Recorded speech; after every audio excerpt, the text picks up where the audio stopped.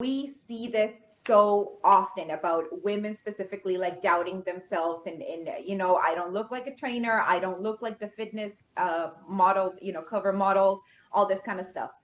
And at the end, all of that is a lie, because what is valuable here is your knowledge, your experience, and the way that you're able to relay your stories to your clients and your target audience. This is the Online Trainer Show, Trainer Show, Trainer Show. This is the Online Trainer Show. We shouldn't have a podcast. I discovered how old I am today, courtesy of Joe Dowdell, as I stepped into the OTC. It's 3-day fat loss, advanced fat loss. But I found my true age somewhere around set number 4. And you guys, I'm old. Like, let me just tell you, my quads were like, hey, do you know how old you are right now? Like, do you know for how many years we've been supporting your body weight around?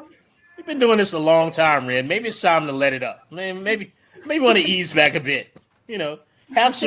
Go to the store immediately after this workout and get yourself some nice prune juice. Well, I had that moment where I did, like, on my workout, 15 push-ups that I hadn't done that in years. I'm so proud of myself. I saw that. But of course, like the next 2 days, it was like, T-Rex arms. Like I got stuck in my shirt, like trying to take off. I'm like, I was like trapped, and the kids are like doing online schooling, and like everything. Like Jeff is on a call. Like I can't come out. Like I'm like, is this how I die? Is this how it ends? You created your own straitjacket, and Ren learned that he's probably more suited for Pilates. This is great. I'm matriculated into the Tai Chi age. No disrespect to anyone doing Tai Chi out there. It's a lovely art form. I'm not saying it's only for the elderly. Before the mail comes in, before Amber starts getting reviews. Sick of your American humor. The fitness industry never get upset about anything. No, they love everything. They never take sides. They never take sides. No. They never go far out of their way, literally every single day, to just argue vehemently their side without listening to others. That never happens. Never. Oh my gosh, that's awesome. So I got my first sort of OTC, standoff with one of the clients. It is day 2. We're on day 2. Don't worry. Yeah, and she was like, "I'm so frustrated by this." I was like, "How could you be frustrated? It's day 2. Like, give it time. We'll frustrate you soon enough. I can do worse. Like, give me some time to peek here." No, but she had a little bit of confusion about the app. That's all it was. Even and that happens, and it's a good lesson for us, man. Which is why I love if I could plug the OTC for a minute, Jonathan. Well, why don't you actually use the full name so people know what it is? The Online Trainer Coaching. What's the domain for that if somebody wants to go check it out? Clearly I have no idea, Jonathan. You must be talking to Amber. If you go to the ptdc.com/OTC, you're going to find information on online trainer coaching. This is a fitness coaching service specifically designed for people who work in the fitness industry. We want you to delegate your fitness to us. Online trainer coaching, the ptdc.com/OTC. Go on, man. So in any case, one of the good things about this, which is I think, one of the generally the good things about coaches having coaches, is you get to sit in the unaware seat of the client, right? Yeah. And it's a great lesson for you to see how something that you may perceive as being very, very simple on the creation side can also be perceived as very, very complex on the user side. Yep. Just because you're not very aware of it yet. This will allow you to deploy empathy when you're onboarding your own clients to know that everything that you think is simple isn't necessarily so. And I think it's good for you to feel a little bit of that frustration of something new to you, and work through that, because it's going to help you understand what your clients are feeling. Like, it's very rare that you get it 100% correct and that you onboard a client and they just don't have any questions about anything at all because you've so perfectly designed every aspect of your program. Like, it's probably not going to happen. Well, particularly when setting somebody up with a new piece of technology. Right. I mean, no matter what you do, they're going to have to get set up, like figure out what the right links are and get set up with a new piece of technology that they've never used before. Right. And no matter how user-friendly that technology is, it doesn't really matter. New technology is kind of annoying to learn. Right. Right? Like, that's just the way that it is. Like, I don't want to learn I don't want any more apps on my phone. Right. And this is an experience that I had coming into, this organization. You guys using Slack. I had never heard of it before I started having to use it. Google Sheets and Docs and Forms, like, I didn't have to use that. I was a solopreneur. Like, I didn't have to communicate with myself in that way. So every aspect that, I mess it all up. Amber may say I'm still messing it all up. But that's her problem, not mine. She's in charge, so she's got to deal with me. But what she says behind your back is very different than what she says to your face. So we got to keep that. It's none of my business. And that's when coaching for you. Right. That's, you go and rant to somebody else. Isn't that what coaching is? It's none of my business what she says behind my back. I don't care. If it helps her better deal with me, I think she deserves to say what she wants to behind my back. I've met me. I know what kind of case I am. Like, I'm not unaware. I'm not unaware of what she's dealing with. But to that point, that's in addition to all the other awesome things about online trainer coaching and the academy, in which I am an online trainer academy mentor. There you go. What's the link if somebody wants I don't know the link, Jonathan. Stop it. You're embarrassing me in front of the other Canadians and Americans, Jonathan. I don't appreciate it. Let's defer to Keto, because I don't want to talk anymore. Keto, what's going on with you? You got a big cup of something. What's going on there? Just coffee, because I wake up at ridiculous o'clock currently. And even if I try to go back to sleep, we got to remember that 20 after 7 is officially squirrel o'clock in this house. So it doesn't matter if it's the weekend and I want to sleep in. At 7:20, it's squirrel o'clock and we are all awake. So the squirrels, they catch the little squirrel bus to go to squirrel school. Yeah, exactly. Well, that's why I don't know if you guys saw, but the mayor put out an official decree in the town of Barrie last week that all squirrels are to be slaughtered and used as bait. Oh, no. Oh, man. Live. But this is what the mayor of Barrie, Ontario, i.e. Carolina's boyfriend, at Jedi Mayor on Instagram, if you want to send him a message about it. This is what he's doing with his power while his entire city suffers from this ongoing pandemic that we're all reeling from. He's putting out decrees to try to murder Jesus. squirrels outside of his house so that he can get an extra 15 minutes of sleep. In our defense, it does sound like the little jerks are doing like renovations in the walls or something. I'm like, what is going on? What are they remodeling in there? I don't understand. Oh my God! Like we're gonna pull the wall, and it's gonna be like a living room and a rec room and a playroom for the baby squirrel. I'm like, what is happening? Oh my gosh! The squirrels are knocking out a wall. Really spacious in here, guys. Turning the garage into a home gym is what the squirrels are doing there at Keto's house. And for that's at Jedi Mayor, by the way. For any members of PETA out there, ASPCA, or any and all vegans, go ahead and send them a loving message for squirrel slaughter. We kid the Jedi Mayor. We kid. It's not real life. So Keto, you said you've got a cup of coffee tell the people why you're getting up early, Keto, because this is a good story. I like this story because it ties into your whole program that you're running, your challenge, and you started getting up early in the morning. Yes. And tell the people why. I get up.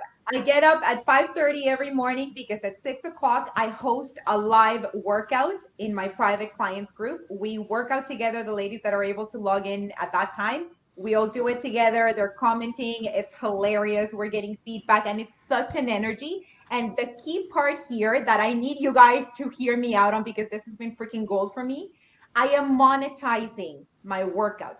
I'm monetizing the stuff that I'm already supposed to be doing for me, for my health, for my fitness. I'm just banking in on it. And that's a way that I'm setting myself up to show up to my freaking workout every day, right? Because I can't skip it. They're waiting on me.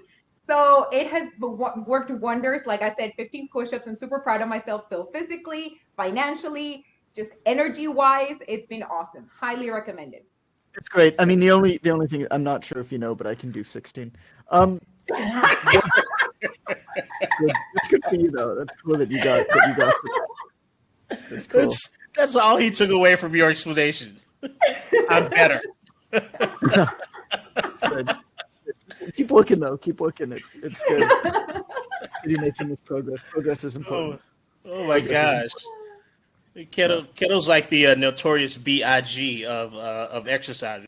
Thank you. We're all interested to hear more and more and more about your push-ups and your program and everything you've done. There were several enlightening episodes that Keto was able to usher in here. So I read in the Slack channel that we have a topic today, and like we had a topic like a day early, and I don't know how to handle it. Yeah, I don't. We had a topic so long ago that I've now forgotten what it was. I have no idea what it is because I read it and also forgot. So somebody please, Amber. I think Amber. Hello, Amber. Amber, can you help? Yeah. So what if I don't look like a trainer? Yes, I remember thinking that it was so good and then I forgot. So yes, it is so good. So Amber, you were still super quiet and sounded like you were speaking like a mile away. So I'll repeat it. But what if I don't look like a trainer? This is a great topic. I'll tell you why it's particularly great for me. I'm surprised none of us remembered it. Right. Yeah. I'd be more surprised if we did, quite frankly, Jonathan. I don't know where you've been for the last year, but that's right in line with how we operate this podcast. It's true. But can I shout out an academy coach that I was working with today? You're talking about the online trainer academy that people can find information about at onlinetrainer.com/academy. And this is for people who want to take back control of their careers in the fitness industry. That's the one? onlinetrainer.com/academy? That's the one? I hope that this comes right before the ad comes in the actual podcast. And the people are alarmed and angered by the redundancy of what you just said, Jonathan. I'm just going to say that out loud. People are hitting that 15-second skip 8 times to skip through those ads. Right. I wish that was all they were skipping through. But in any case, they're skimming through a lot more than the ads. I can tell you that. But his name is Ruben Marin. It was my first time having a conversation with him, and the initial the point of our conversation was he said, "I just don't know what to do next." In terms, I was like, "You got to get some clients." He's graduated the academy. I said, "You got to get some clients." And then the real truth came out after a little bit of probing. He was like, I feel like I need to lose a little bit more weight."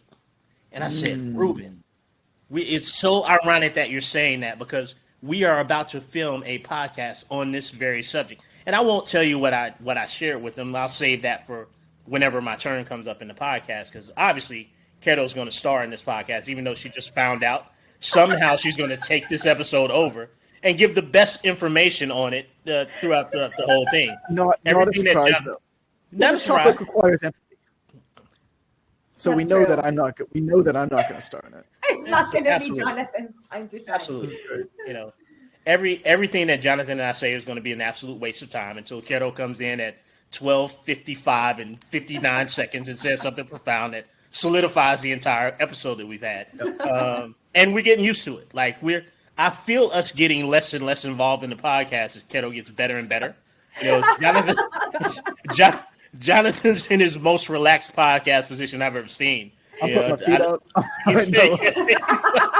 He's like getting canned. we're He's being all ready to embraced.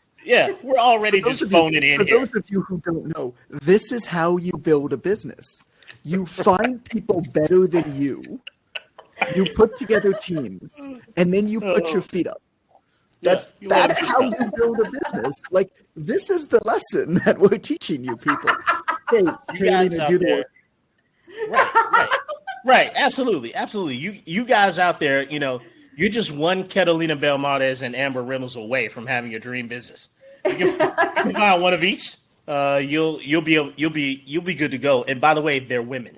So I just want to throw that out there for the listeners who don't recognize the names. We're talking about the women again. So who's kicking us off here? Because I got nothing to say. I'm gonna save mine. I want to hear what Keto, you're kicking it out. Again, the initiative is remarkable, Keto. You've raised your hand more times than I do in a donut line. The amount that things have changed the minute the calendar flipped over to 2021 is remarkable. It's remarkable. Twilight Zone. I don't know. Yeah. I almost can't accept it. From not showing up to the podcast to putting up your hand as the first person to speak. It is. Man, talk about doing a 180. It's got to be something to do with that 6 a.m. that 5:30 a.m. wake up though. I think she's getting up so early. You fit the dress. Yeah. Fit for the dress. It's apparently the cognitive benefits are off the charts too. This is great. This is a great ad for Keto's program, by the way. Yay. So Keto, jump in here, man. Like talk to us. So we see this very often, for example, in the work that I do with Girls Gone Strong, because it's mostly geared towards women. We see this so often about women specifically, like doubting themselves and I don't look like a trainer. I don't look like the fitness model, cover models, all this kind of stuff. And at the end, all of that is a lie, because what is valuable here is your knowledge, your experience, and the way that you're able to relay your stories to your clients and your target audience. I can tell you, for example, here in town, here in Barrie, there's a trainer who I know. We were part of a panel once, and that's where I got to meet her. And she's fantastic. And she's a trainer, and I have no idea what her current body weight is, but she is technically an obese person. But what you don't know from just seeing her right off the bat is that she has already lost like 120 pounds by herself without surgery, like just, exercise, nutrition. So she is an amazing and wonderful asset who is able to coach people who are in her same life situation, because she went through it in her very own way, and she's able to speak from that experience. Like, does that make her any less a valuable trainer? Of course not. That would be ridiculous. And I'm fully aware that my lack of experience that she has had doesn't allow me to connect the same with her target market, right? They need to hear those things from her, just like your clients who are out there in the world waiting for you need to hear this stuff from you. But they'll never find you if you don't talk about it, because you think you're too heavy or not ripped enough or whatever to be a trainer. So you need to cut out that shit out. I don't know what else to tell you. Like, we just need to stop. Hey, Jonathan Goodman here. This podcast is made possible thanks to people like you. Here's a quick word from our sponsors. Are you still trying to pick your online training software? If so, let me make this easy for you. Go with PT Distinction. It's truly the best, and I'm not just saying that because they're our sponsor. We actually use PT Distinction for our own online fitness business, online trainer coaching, and we're really happy with it. From onboarding to programming to client communication, PT Distinction has everything you need to run your online fitness business smoothly, and it's super simple to use. Now, normally they offer a free 30-day trial, but as a listener of the Online Trainer Show, you get a free 60-day trial, so you can make sure you love them before spending a dime. If you want to deliver first-class service to your clients while reclaiming your time, then visit onlinetrainer.com/PTD to sign up for your free 60-day trial today. If you're a fitness nutrition coach that's looking to master online coaching so that you can help more people, make more money, and have more freedom, then the Online Trainer Academy can help. OTA gives you the framework, knowledge, and support to have predictable success with your online coaching business. From marketing to business development to how to assess and motivate your clients online, it is constantly updated and refreshed to keep up with a dynamic market. Not only that, OTA is proven. In 7 years, we've helped over 30,000 coaches in 87 countries go online. Truth is, we know what works, so you can get right to the success part. And in case you're busy working a full-time job or you're a full-time parent, know that you can go at your own pace. There's no deadlines to complete OTA and you have lifetime access. That said, if you are ready to make a rapid change and finish the course in the next 8 to 12 weeks, you can expect to invest 3 to 5 hours each week on the program. And here's the best part. If you join today, you will make an extra $1,000 a month in 90 days, or I'll give you your money back. So if you're ready to build the fitness business you want and make the money you deserve, go to onlinetrainer.com/academy to enroll today. And I hope to see you in there. I like what Carolina mentioned about the story. I want to get much more into that. What I do want to do is talk perhaps a little bit less politically correct first. Because Here we go. I'm all for all bodies are special. Like I'm all for that. I think that the fitness industry thrives when people of all shapes and sizes and backgrounds are in it. That does not negate the fact that it is easier to exist and thrive in the fitness industry if you are in good shape. Like, I think we just need to be very honest of that. Like, whether that's how I want it to be is kind of irrelevant. The reality of it is, unfortunately, good-looking people often have it easier. This is in business too, right? How many 6-foot white male executives are there compared to everybody else? Look at presidents of the United States, right? I mean, it's again, let me be very, very clear. This is not me saying that this is okay. This is not me saying that this is acceptable. This is not me saying that this is how I want things to be. But I don't think that we can say objectively that it is the same playing field. Right. So, if you follow that, let's talk about playing fields. Because if you understand the game that you're playing, you can then learn how to play it to the best of your abilities to maximize your position and actually gain a really strong advantage. And so somebody who is perhaps earlier on in their journey, right? Like if you've lost 50 or 100 pounds, but you're still not like Instagram shredded, like you might not ever be Instagram shredded, but you're at that phase of your journey, you can still offer a tremendous amount of support. I would argue you could offer way more value than somebody who's never actually struggled with their weight, than somebody who's never struggled with addiction, than somebody who is just naturally not a 21-year-old with ample time and testosterone boosting through them, and they do 3 reps of a bench press and all of a sudden they've got this like Greek god physique. It's like, that's not right. Like, that's not the way. I mean, obviously that's embellished. I mean, they I'm sure that they work very hard on their physique, but the reality of it is, you can connect in a way through your story, through your journey, that other trainers aren't able to.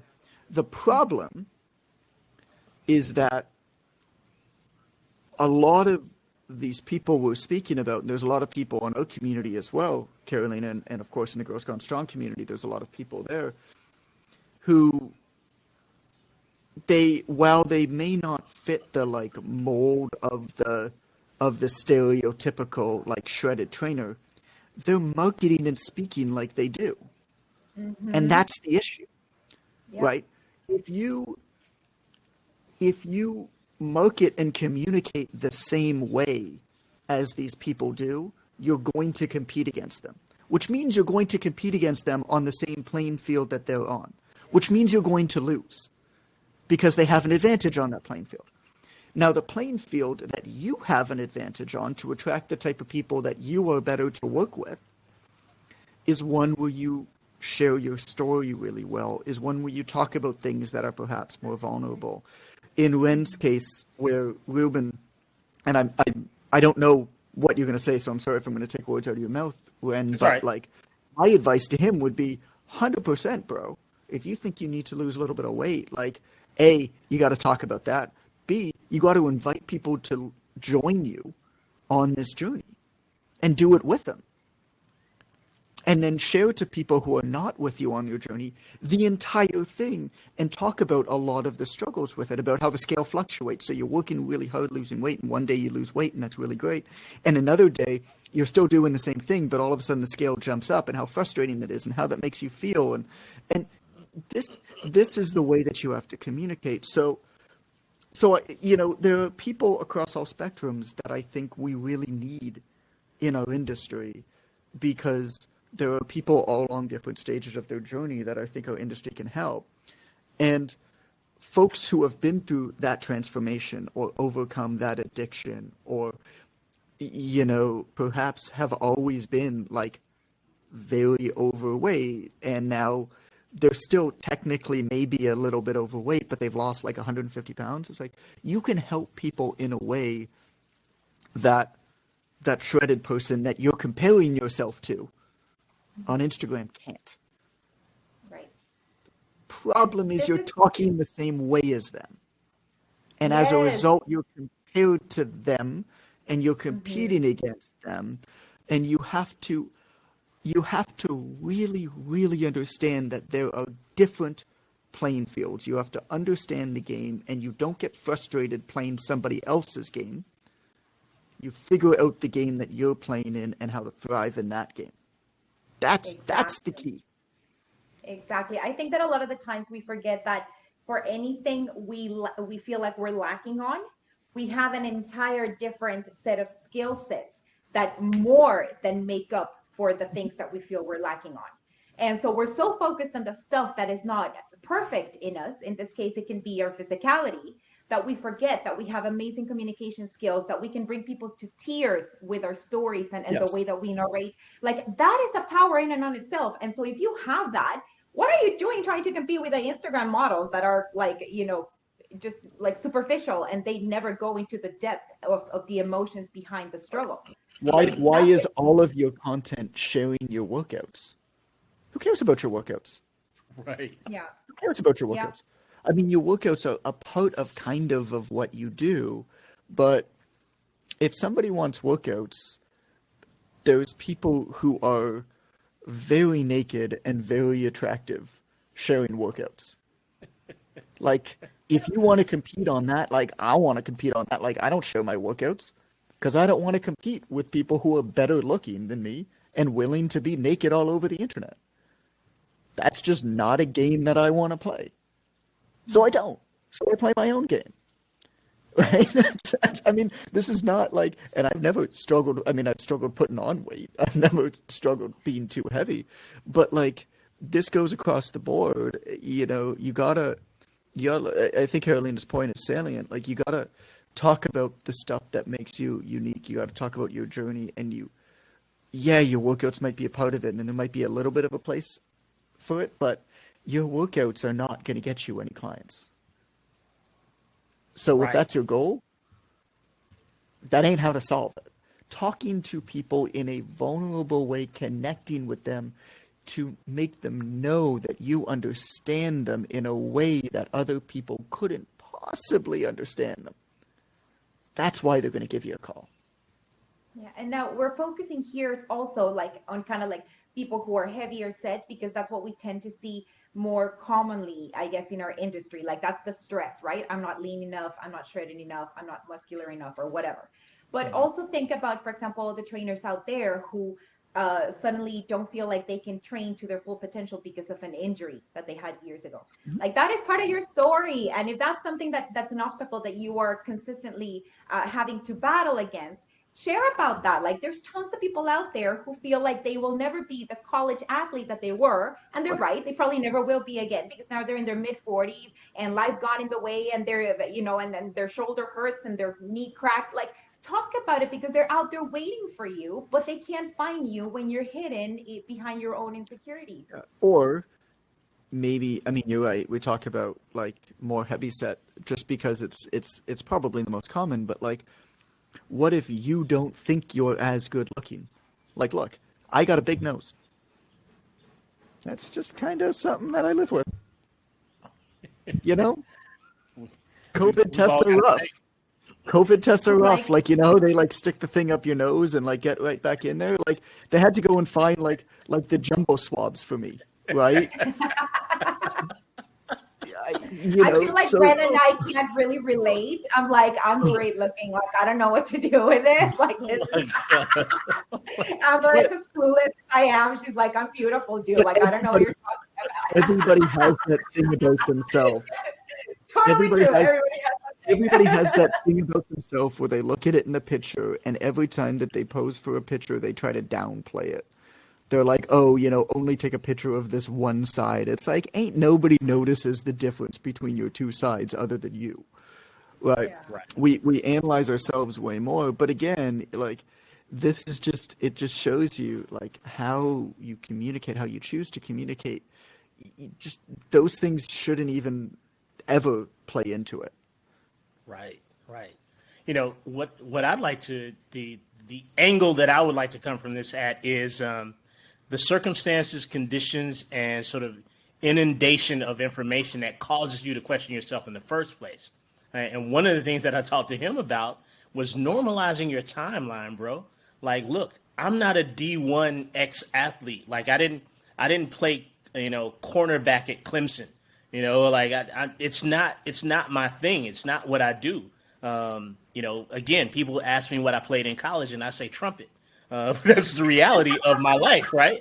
Like, that's what I did. So why would I follow 1,600 perfectly built, male physique competitors and inundate myself with that message that this is normal? Because it's not.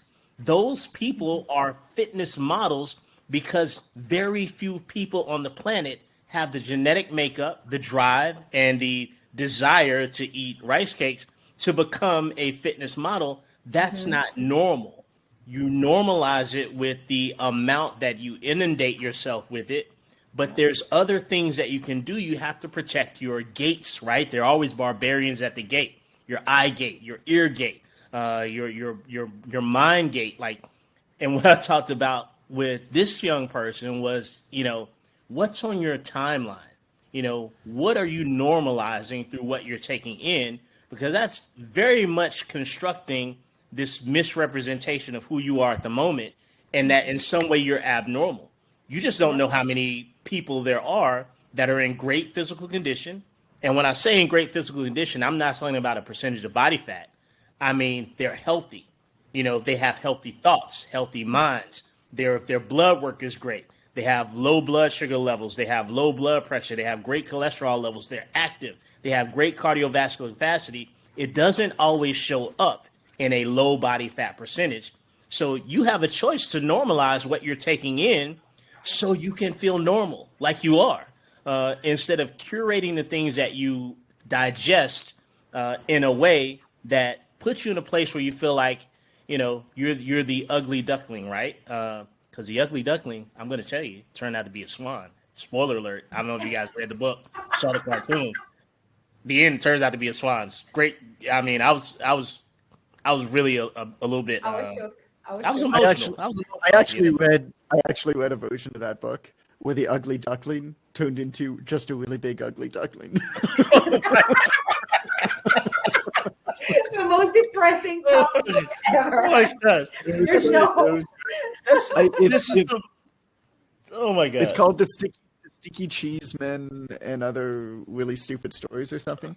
Oh and my it's, god. it's hilarious. But yeah, the ugly duckling just turned into a really big ugly duck. But you know what? Maybe that ugly duck wrote poetry that touched souls and hearts, right? Like others killed it. It doesn't matter. You kill me. All of that pain, all of the pain that the ugly duckling felt as it was a young duckling, and all the other ducklings didn't want to play with it, and they chose it last for soccer practice, coalesced into this emotional pie that it then used to go and build this beautiful, sad, mysterious poetry that only became popular after the ugly duckling cut off its ear and died, and its family discovered the poetry once that ugly duckling. Now we celebrate that ugly duckling's life, even though he's no longer with us. Make it stop, Jesus. Make it stop. Jesus, take the wheel. Two things. This is the most Jonathan Goodman thing that you could say today on this podcast. And second, I'm not sure that ducks have, external ears that can be cut away.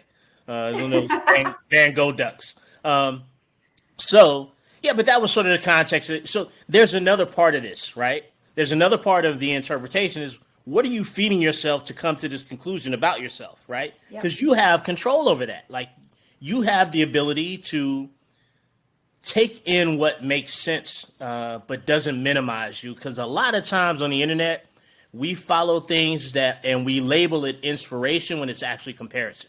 And it's good to be able to discern the difference between the two. And I'll give you some hints. Can I give some clues? Yes. Do it.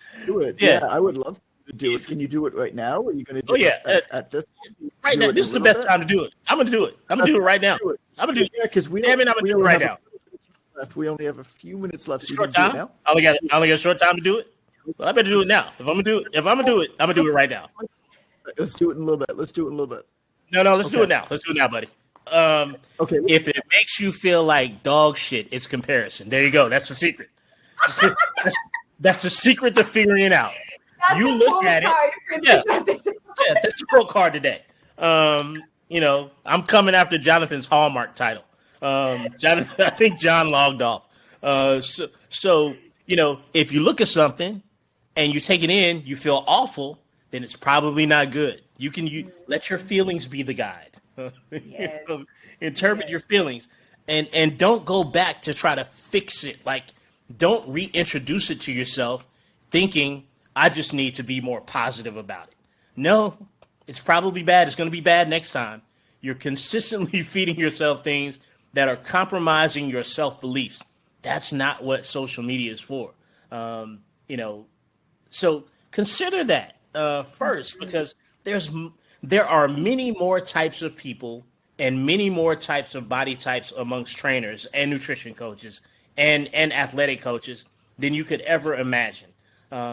You're just fixated on one type, and it's giving you the misconception that there is only one type of way that you can be as a coach. And it's just not the truth. I've seen professional athletes with coaches across the board of body types, across the board.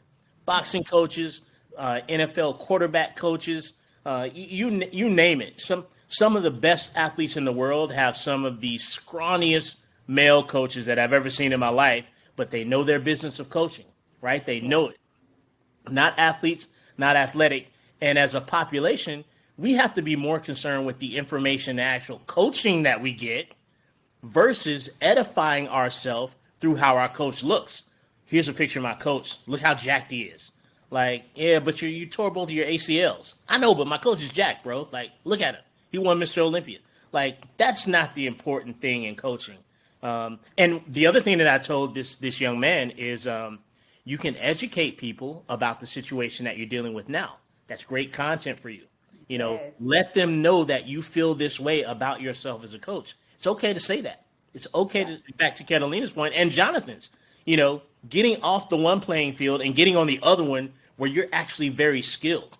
I don't think that people that do curling are very good at football. I don't know. I don't imagine it. But I know for a fact that people that play football are horrible at curling. Most of them can't even ice skate.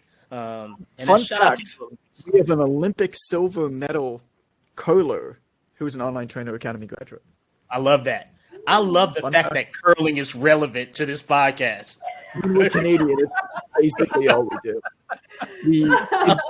instead of having regular sheets of ice, we decide to make little bumpy sheets of ice, and then we skid along it in shoes with a broom to use the friction to break down the little bumps of the piece of the ice, Aggressively so that sweet. the stones It's get the closer aggressive to the middle. Hurry, hard, hurry, hurry, hurry, hard. It's So a fun game. confusing. It's a fun game. confusing. Have you ever played? Have you ever done it, Caroline? I've never tried it, and I don't understand it. We rented out a curling arena when I've like three of my good friends who have their birthdays all within 5 days of each other. Uh-huh. For a lot of years, what we did is we just all celebrated our birthday together, and just like we rented out whatever it was. So one year we actually rented out an entire curling arena. We had 6 curling and an entire boat, and we all just fell on our ass and drank beer and fell on the ice. I will send you a picture for the show notes, because I also, before this, in preparation of it, bought the pants of the Norwegian Olympic curling team. Oh my gosh! Of course you did. Which you're gonna have to see this picture to understand just how great all of this is. Oh wow! Yeah. What I meant for a quick and clever analogy has gone too deep at this point. We're Thank you, in Ren. too deep Thank now. you. Oh look, I didn't talk. All right, everybody, Ren, show notes. No, wait, because Ren, I'm circling back to you and the wonderful thing that you said.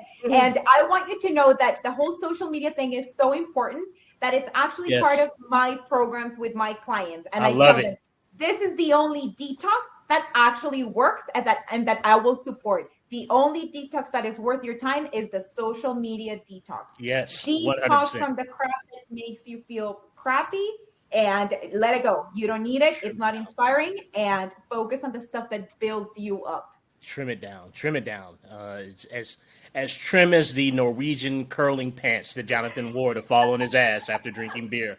After renting out a curling arena, which is a phrase I never thought I'd hear in my entire life. Please make that the quote card. We rented out a curling arena, and just let the students draw from it what they. Jonathan, I heard Goodman rented out a whole building to do bicep curls. He's jacked. Let them interpret it as they may. Yeah, I'm trying to find these pictures. Yeah. Let me see if I can find it quick. Well, I'm double parked, John, and I got to get to my Pilates appointment. You guys just stay on the line here.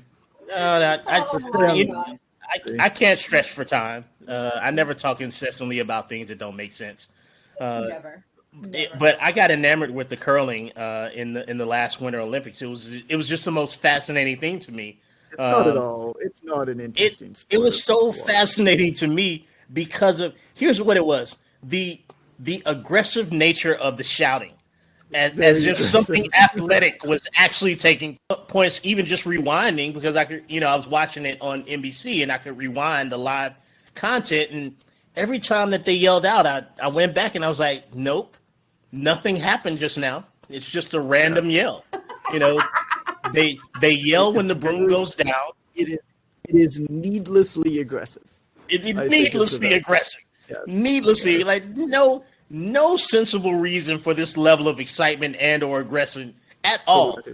My eyes aren't lying to me. I know what I'm seeing. I'm seeing grown men push a little rock with the handle by using a dust mop on ice without ice. They didn't even wear skates. We didn't get on the ice with our shoes. Which begs the question of how the hell did that get invented?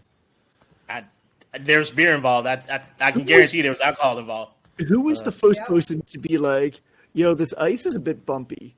Maybe we can use room to break it down. Well, shit, I got a stone. Oh my god. Let's paint some circles. We're on to something here, Brad. Guys, this is going to go in the Olympics. It's an Amish created competition. I'm pretty sure. No disrespect to the Amish. Yeah. Hey Bjorn, how you doing? Doing great, Sven. What are you doing, Bjorn? Nothing. Just sweeping down the ice to make the rock move smoother. And then that's how they came up with it. So good job, curling inventors. I'll look that up one day. I'm going to look that up after the podcast. But we got show notes at onlinetrainer.com/podcast. We got to put this thing to bed. It's a sick animal that's gone rabid at this point, and we just got to put it down. This thing, I feel like over the course of this episode, this animal just lost legs all throughout. Right. We got to put this thing down before it bites somebody. Just do the jingle. Sweet Jesus. Just make it stop. Jingle, jingle. This is the Online Trainer Show. Trainer Show. Trainer Show. This is the Online Trainer Show. We shouldn't have a podcast.